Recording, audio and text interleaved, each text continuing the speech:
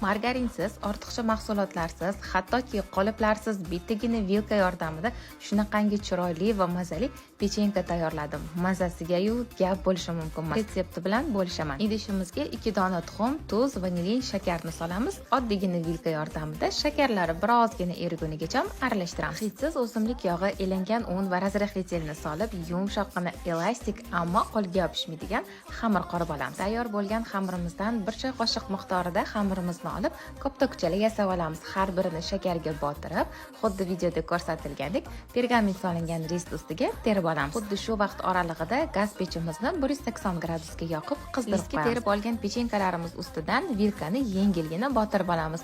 Xuddi shunaqangi yengil is tushgunigacha qizib turgan duxovka pechimizga pishirish uchun 15 daqiqaga yuboramiz. Bir zumda juda ham mazali, og'izda qum-qum bo'lib erib ketadigan pechenkalarimiz tayyor. Yoqimli ishtaha.